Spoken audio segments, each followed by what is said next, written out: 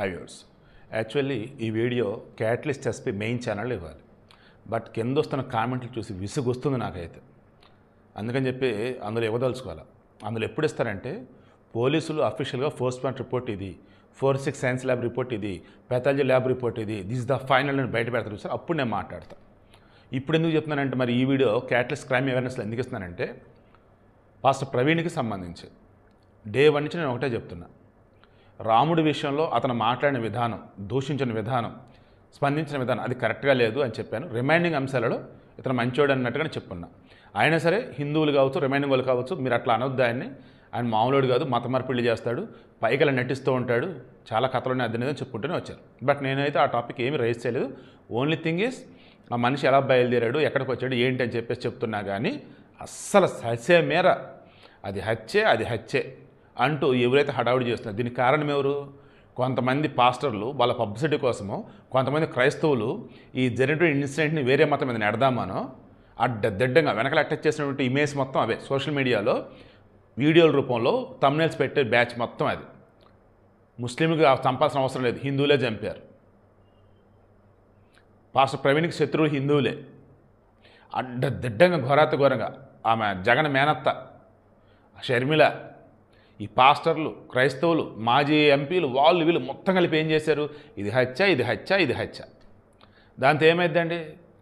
News channels కానీ, పేపర్లు కానీ, యూట్యూబర్లు కానీ అసలు నేను ఎక్కడ బయలుదేరు, ఎక్కడికి వచ్చినాడు, విజయవాడ మధ్యలో వచ్చేసి 3-4 గంటలు ఆగడంట కదా, ఏంటి అని చెప్పేసి మొత్తం చేస్తారు కదా, వెరిఫై చేస్తారు కదా, ఇన్వెస్టిగేషన్ చేస్తారు కదా.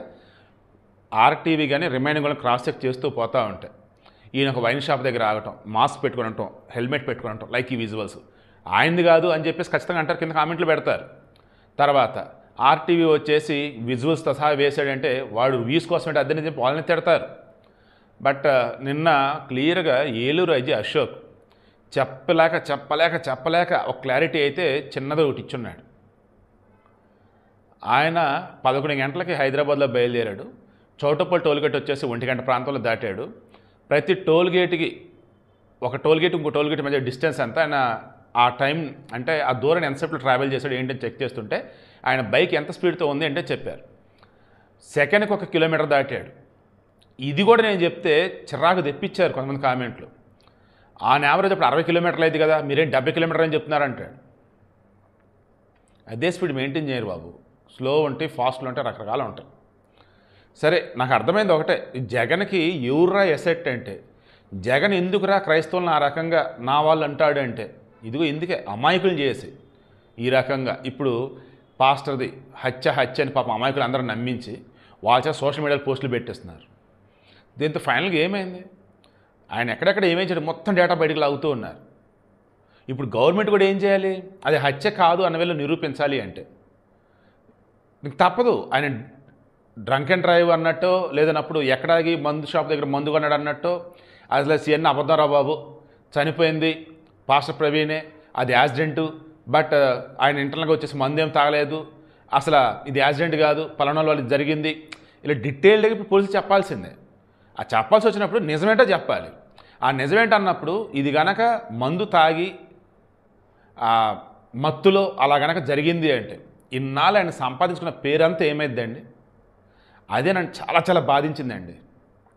మౌనంగా ఉండి పోలీసులతో, గవర్నమెంట్తో అఫీషియల్గా మాట్లాడి ఏం జరిగింది ఏంటో ప్రాపర్ రిపోర్ట్ ఇమ్మంటే అయిపోదును.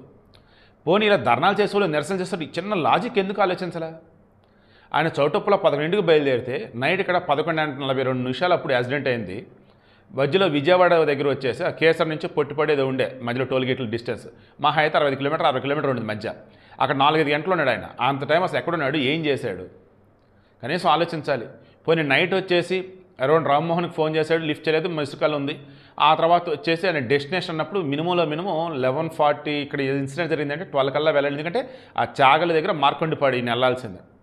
ఆ మహా అయితే 12:30, హార్డ్లీ 1, మిడ్ నైట్ 1 దాటాకైనా సరే ఈయన గురించి అసలు ఎవరు వెరిఫై చేయాలి, ఎక్కడున్నాడు ఏంటి అసలు ఎవరు చెక్ చేసింది లేదు. ఎర్లీ మార్నింగు అక్కడ బుల్లెట్తో పాటు ఒక బాడీ పడి ఉంటే వాళ్ళు చూసి కబురు పెడితే అప్పుడు పోలీసులు వచ్చి ఆ పక్కనే ఫోన్ ఉంటే ఫోన్ ద్వారా వచ్చేసి ఆ ఫింగర్ ప్రింట్ దాన్ని ఓపెన్ చేయించి ఫస్ట్ మిస్ కాల్ రామ్మోహన్ కూడా ఆయన ఫోన్ చేయించి మొన్న కూడా చెప్పినట్టున్నాం, రామ్మోహన్ ఆర్జేవై ఎవరికైనా ఈజీగా అర్థమైంది. ఆర్జేవై అంటే రాజమండ్రి అని ఆయన ఫోన్ చేశారు, పిలిపించారు, వచ్చాడు, చూశాడు.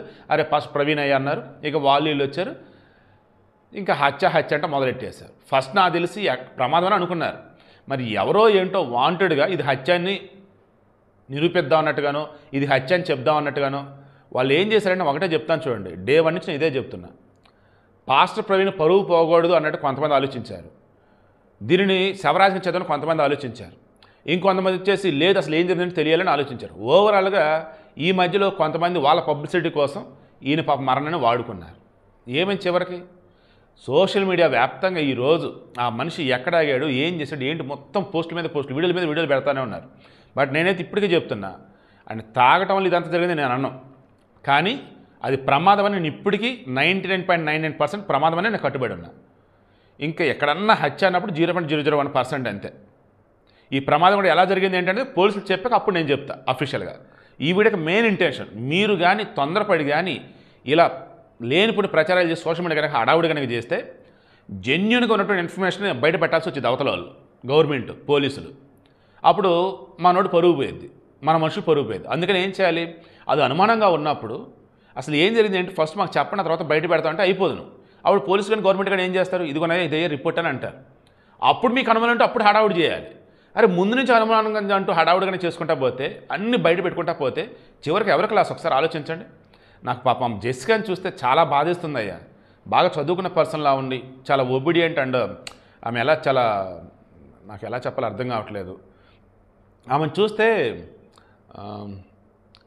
క్రమశిక్షణ కాదు, ఒబీడియంట్ కాదు, లాయల్ కాదు, వినమ్రత,